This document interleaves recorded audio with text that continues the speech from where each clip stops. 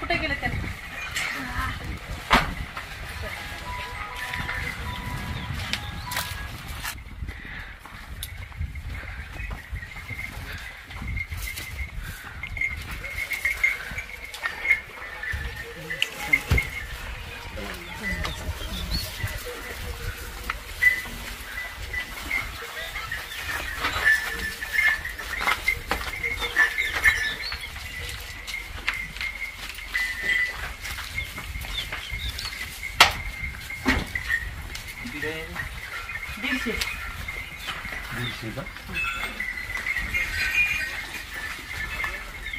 ह्याला अशी फुटी करून टाकतो आपण. ही फुटी ती कोळवाडीहून आणायला मागवायची इथून मक्का. आता ज्यांच्या इथं हिरवं आहे ते आणून टाकतात. इथं ते कट करायचं. ह्याच्यात आपलं मीठ टाकतात. मिठाचं पाणी करून मग काही खायला.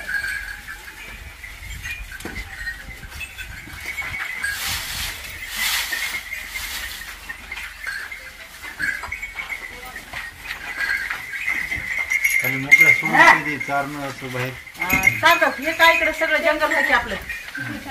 इकडे 15 एकर आहे आणि 10 एकर आहे. असं 25 एकर इथंच आहे. उन्हाच्या टायमाला असं चारणं बांधून चारा टाकायचा आणि रात्रीचं टोकात त्याच्यामध्ये असतं. त्या शटरमध्ये तिकडं तिथं खत जर बघितलं तर इतकं खोल आहे. एवढा असं नुसता भुक्काच आहे त्याच्यामध्ये. खत शेणखत त्याच्यामध्ये कोंडून टाकतो गाय आपण. पलीकडल्या ह्याच्यामध्ये कोंडून तिकडे शेणमध्ये. आज खरं म्हणजे आज आम्ही खूप भाग्यवान आहोत की आमचे बाबा आले या ठिकाणी गाय पाहण्यासाठी. हे वाटायचं आणि ते पाणी पण ये आणि मला गाई बघितल्या की एवढं आवाज देतात. द म्हणलं की बघ द द.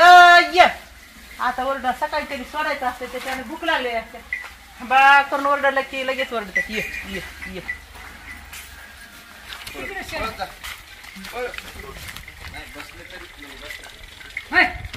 काही बोलायचं का सांभाळाव का नाही गाय बाबा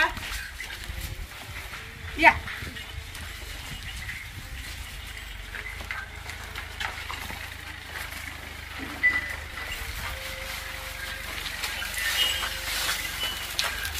मका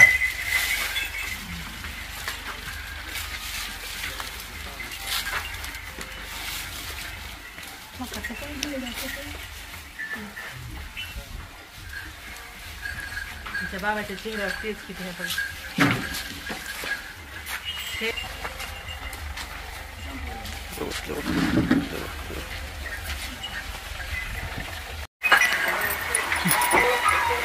हरिओम. आज आम्हाला खूप आनंद वाटतो की श्री साई गणेश मिलिटरी कॅम्प या ठिकाणी राष्ट्रसंत सद्गुरू शिवलिंग शिवाचार्य महाराज हे गोवंश जे आमची ही शाळा आहे या ठिकाणी आज मला खूप आनंद वाटतो की आमचे हे बाबा म्हणजे महाराज आज बाबांना 85 वर्ष झालेले आहेत आणि गोवर्धन महाराज यांची ओळख आळंदी पंढरपूर ही वारकरी संस्थेचे आज ब्रह्मचारी आहेत. बाबांचं सांगायचं झालं तर बाबा पंगत देतात. परळी तेरढोकी या ठिकाणी वर्षातून 2 पंगत देतात. तर हजारो लोक जेवण करतात आणि तिथं 300 किलो तूप येतंय पुरणपोळी सोबत खाण्यासाठी. नुसतं तूप पोळीचं जेवण देतात आमचे बाबा.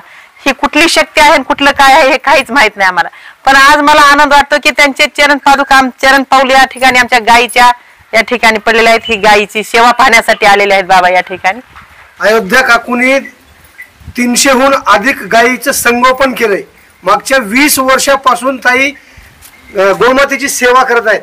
इथं आल्यानंतर काय वाटलं तुम्हाला? आनंद वाटला, समाधान वाटलं. आवाज बहुजनांचा.